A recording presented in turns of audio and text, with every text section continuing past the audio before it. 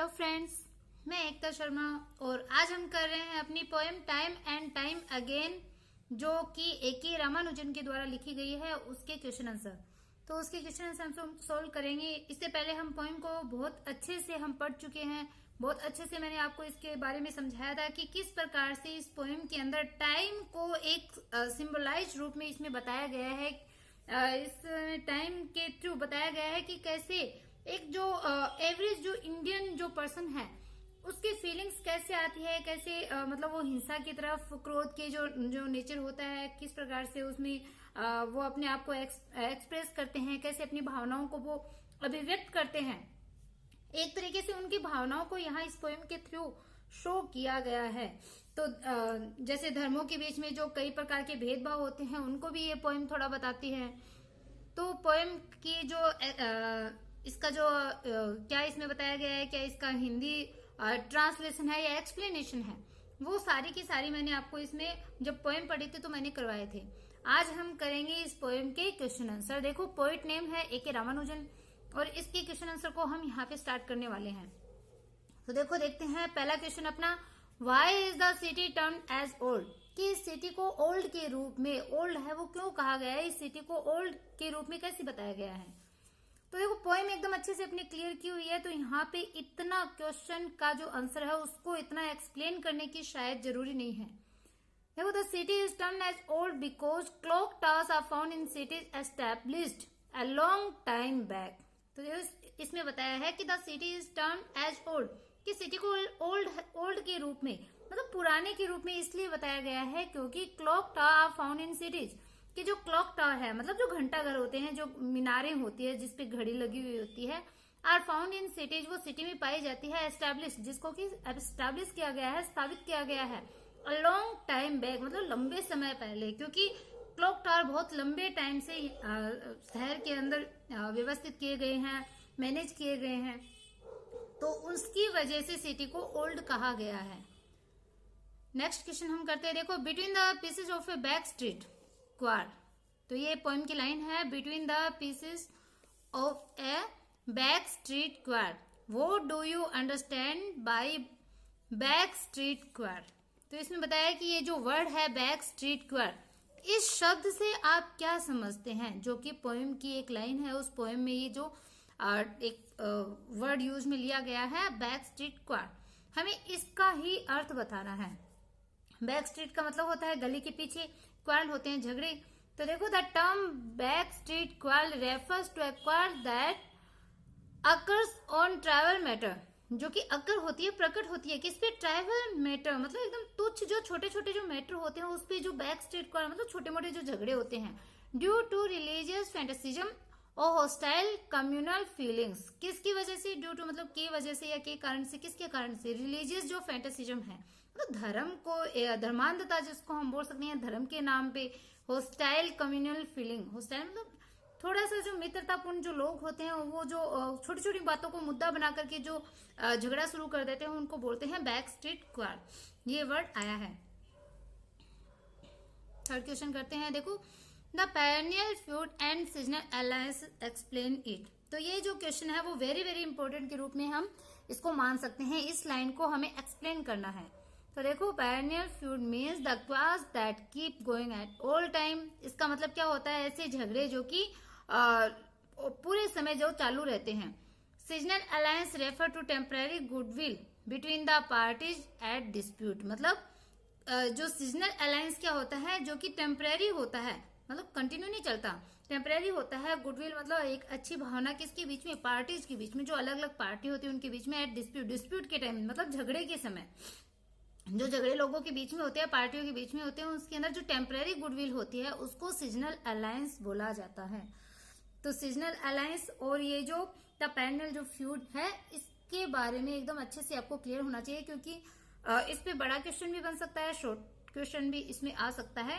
तो दोनों का मीनिंग है वो अच्छे से आपको पता होना चाहिए। वेरी वेरी इंपॉर्टेंट क्वेश्चन में ये आता है। नेक्स्ट क्वेश्चन करते हैं, how do you interrupt knocked out clock work. तो हाउ डू यू इंटरप्ट, मतलब आप इस पे कैसे इंटरप्ट करेंगे, सॉरी इंटरप्ट तो बाधा डालना होता है, इंटरप्रेट, इंटरप्रेट है, इंटरप्रेट का मतलब होता है व्याख्या करना, कि हाउ डू यू इंटरप्रेट आपको कैसे आप व्याख्या करोगे कौन से वर्ड की? नॉक आउट क्लॉक वर्क, ये जो शब्द है कि समय के साथ जो नॉक डाउन मतलब तोड़े गए, क्लॉक वर्क जो है मतलब जो काम जो है समय के साथ में जो तोड़े गए जो चीज है उस ये जो टर्म है इसको आप इंटरप्रेट कैसे करोगे, इसकी व्याख्या कैसे करोगे? तो इसमें बताया it means chaotic situation of the society. तो chaotic का मतलब होता है अराजकता की जो स्थिति होती है ऑफ द सोसाइटी, यानी सोसाइटी की, when communal riots take a toll of many lives and damage public property. मतलब जब कम्युनल जो राइट्स होते हैं मतलब जो विद्रोह जो होते हैं कम्युनल के अंदर, जब take a toll of many lives, जब मतलब बहुत से जो जीवन होते हैं उनको जो टोल मतलब उनको जब हानि पहुंचाई जाती है या फिर जो पब्लिक प्रॉपर्टी है उसको जब डैमेज किया जाता है तो उसको बोला जाता है कि नॉक आउट क्लॉक वर्क। तो ये चीज है वो किस चीज को शो कर रही है? जो chaotic situation of the society, जो सोसाइटी में जो अराजकता की स्थिति है जिसमें बहुत से जीवन को जब खतरों में डाला जाता है, मतलब लोगों को जो मार धाड़ करके मार देते हैं, बहुत से लोग इसके शिकार भी हो जाते हैं, या फिर जो पब्लिक प्रॉपर्टी है उसको डैमेज करना, उसको बोलते हैं knocked out clock work. Next question करते हैं, देखो व्हाट अ जिगजैग स्काई। अब इसमें पूछा गया है कि जिगजैग स्काई है वो क्या है, मतलब टेढ़ा मेढ़ा आकाश क्या है? जिगजैग का मतलब होता है टेढ़ा मेढ़ा। तो देखो इसके आंसर है the wrong and confused explanation of religion has been called zigzag sky. कि the wrong and confused explanation of religion मतलब धर्म की एक गलत कंफ्यूज्ड जो एक्सप्लेनेशन होती है उसको जिगजैग स्काई बोला जाता है। मतलब धर्म की जब कोई गलत व्याख्या करे, उसको एक्सप्लेन करे, कंफ्यूज्ड एक्सप्लेनेशन करे, कंफ्यूज मतलब भ्रमित सी, जब किसी चीज में श्योरिटी न हो, धर्म के बारे में बताया जा रहा है कि धर्म के बारे में जब गलत और कंफ्यूजन वाली जब बातें करी जाती है उसके लिए जिगजैग स्काई वर्ड है वो आया है। टेढ़ा मेढ़ा आकाश है वो आया, मतलब जो कंफ्यूजन है, जो एटमोस्फियर जो कंफ्यूजन वाला होता है, एक तरीके से ये भी हम बोल सकते हैं लोग भ्रमित करने वाली बातों को फैला देते हैं, उसके लिए जो जिगजैग वर्ड है वो आया है। नेक्स्ट करते हैं, what is the act of nature described as precise. तो इसमें बोला है कि what is the act of nature, मतलब नेचर का क्या एक्ट है, क्या कार्य है, डिस्क्राइब्ड एज प्रिसाइज। प्रिसाइज में जो डिस्क्राइब किया गया है उसके ऊपर मतलब जो यहाँ के जो नेचर है, मतलब जो लोगों की जो प्रकृति है, इसको भी हम बोल सकते हैं। तो यहाँ पे नेचर की जगह शायद नेटिव होना चाहिए, क्योंकि नेचर या फिर हम नेचर से ऐसे समझ सकते हैं कि जो लोग हैं वहां के जो निवासी हैं उनका नेचर, उनकी प्रकृति, या फिर नेटिव वर्ड आएगा या कम्युनिटी भी वर्ड आ सकता है कि जो लोगों का जो समुदाय है या पब्लिक का जो एक्ट है तो उसको डिस्क्राइब किया गया है एज प्रिसाइज के रूप में। तो कैसे उसको यहाँ पे उसके कार्य को बताया गया है, एक तरीके से जो लोग हैं वहां पे रहने वाले सिटी की, उनके कार्य को प्रिसाइज के रूप में क्यों बताया गया है, इसका जवाब हमें बताना है, इसका आंसर हमें देना है। तो देखो the act of nature, nature, native, public, community, citizens, तो ये कोई भी नाम इसमें आ सकता है। The act of nature has been described as precise in comparison to the acts of human beings. तो देखो ह्यूमन बींग का जो एक्ट है उससे कंपैरिजन किया गया है। We humans may be inaccurate in our act, मतलब हम जो ह्यूमन बींग होते हैं वो मे बी इनएक्यूरेट, मतलब हो सकता है कि हम इनएक्यूरेट हो, जरूरी नहीं है कि हम एक्यूरेट काम करें, अपने कार्य जो है हमारे जो एक्ट है वो एक्यूरेट रहे, ये जरूरी नहीं है, वो इनएक्यूरेट भी हो सकते हैं। We interpret one thing in many different ways, मतलब हम एक चीज को डिफरेंट वेज में इंटरप्रेट करते हैं।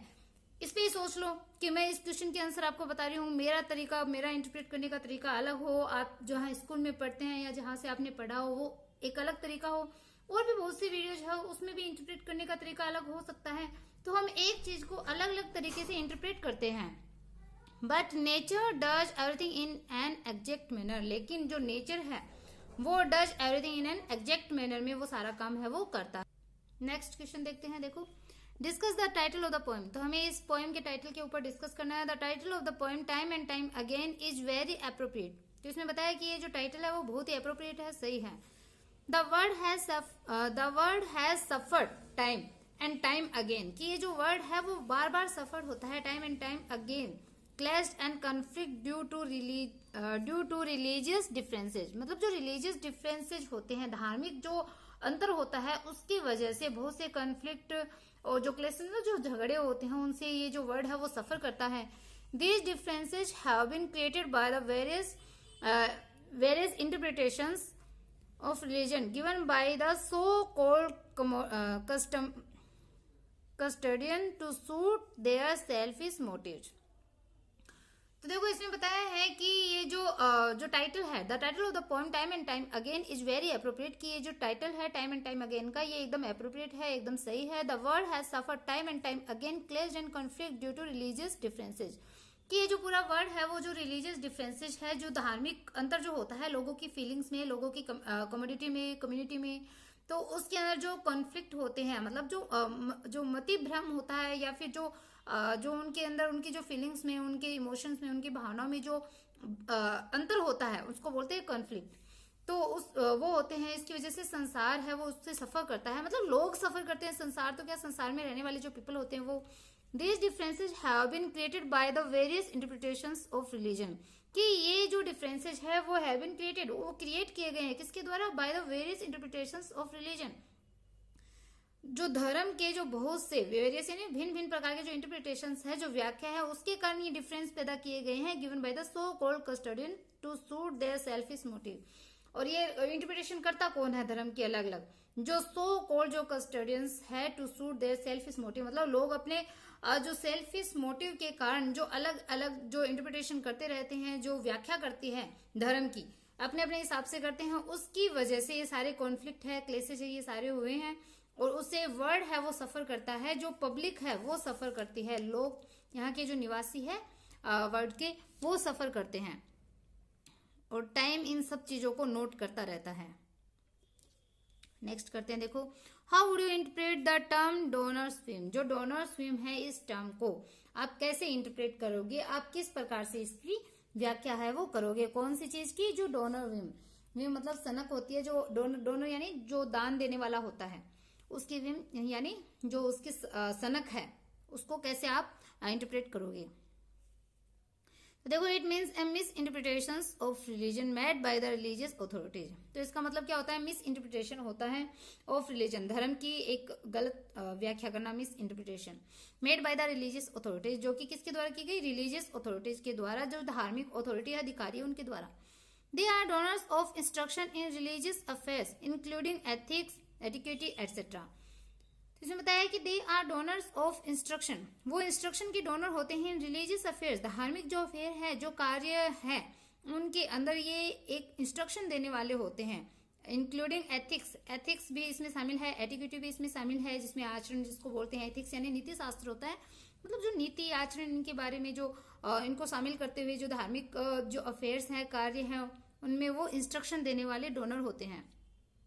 They preach the people in their own way as per their own understanding. तो देखो they preach मतलब वो भाषण देते हैं the people लोगों को in their own way, अपने तरीके से भाषण देते हैं, as per their own understanding मतलब खुद की अंडरस्टैंडिंग के हिसाब से, खुद की समझ के हिसाब से वो लोगों को प्रीच देते रहते हैं, भाषण देते रहते हैं.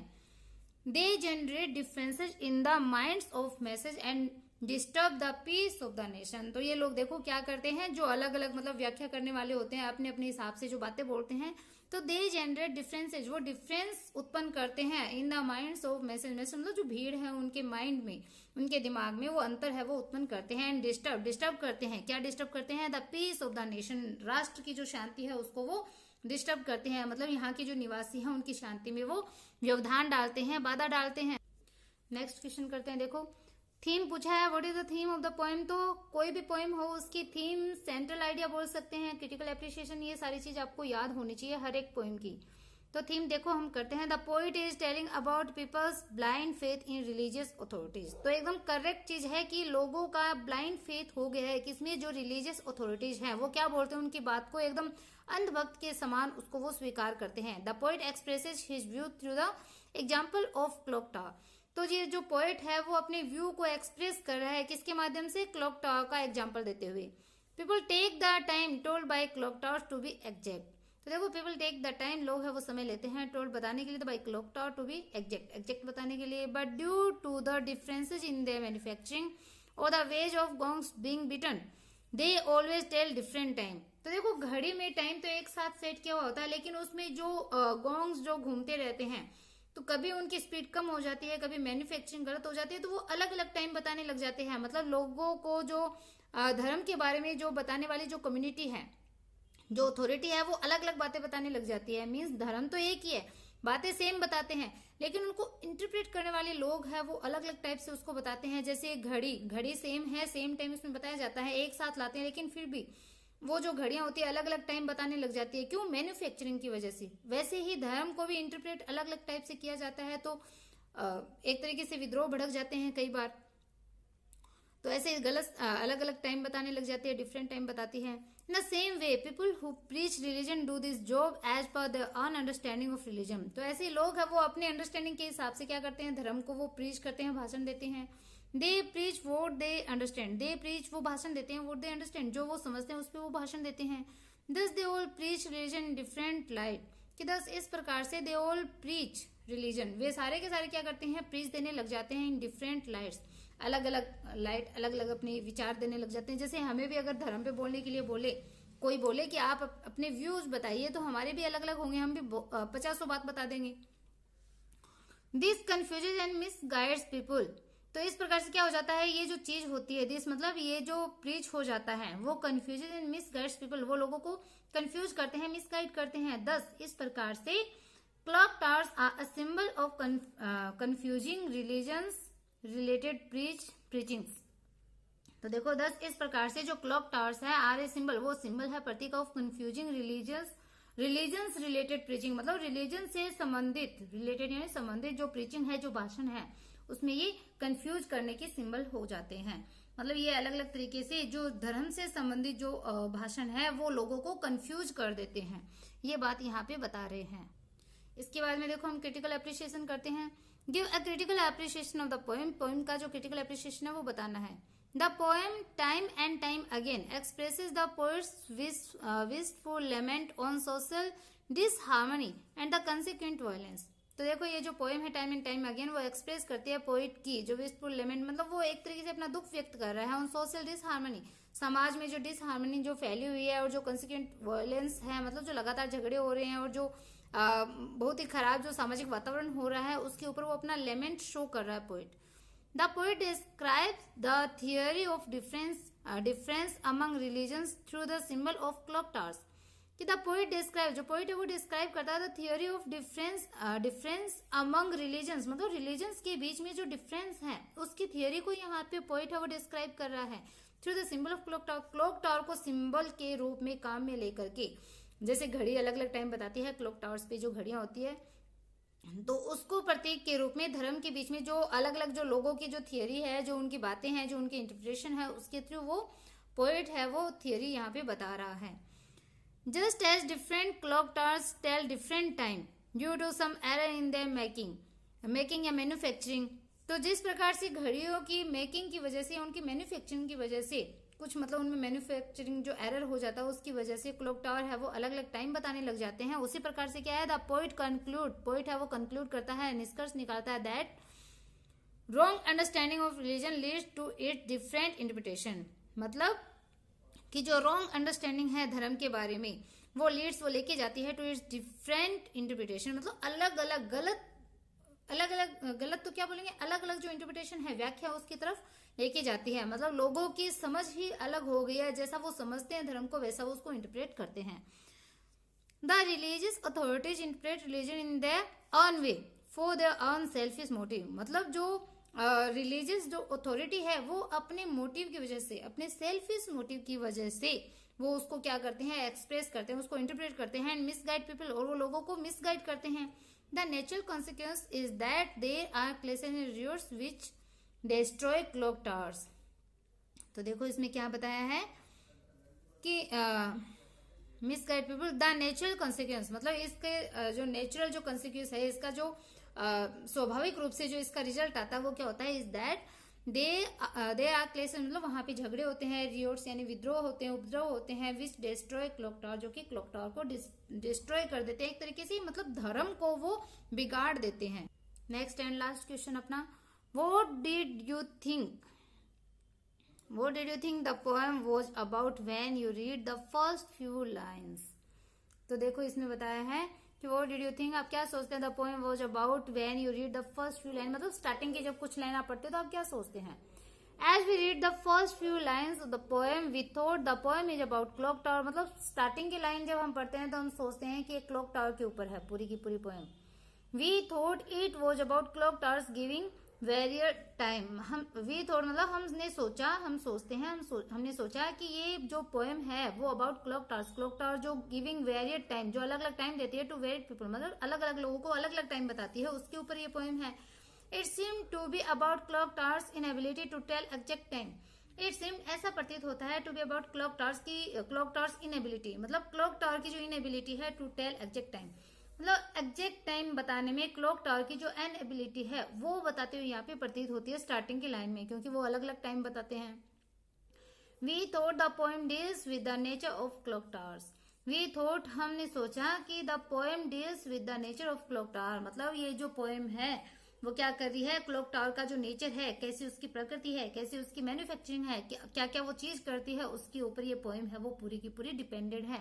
स्टार्टिंग की लाइन है वो हमें ये शो करती है, लेकिन आगे जब हम पोएम को पढ़ते हैं तब हमें पता चलता है कि एक्चुअल में ये पोएम किसके बारे में बताती है. बहुत ही अच्छी चीजें हैं वो इस पोएम के अंदर बताई गई है. अगर आपने ये पोएम अगर आपको समझ में नहीं आई तो एक बार फिर से आप इस पोएम को पढ़िए, साथ में इसके क्वेश्चन आंसर करिए, एकदम अच्छे से पोएम है वो आपकी क्लियर हो जाएगी. आई होप आपको ये पोएम के क्वेश्चन अच्छे लगे हैं, आपको समझ में आए हैं. वीडियो को लाइक करना बिल्कुल नहीं भूलें, चैनल को सब्सक्राइब करना और शेयर करना इस वीडियो को बिल्कुल भी ना भूलें. Okay bye, have a nice day.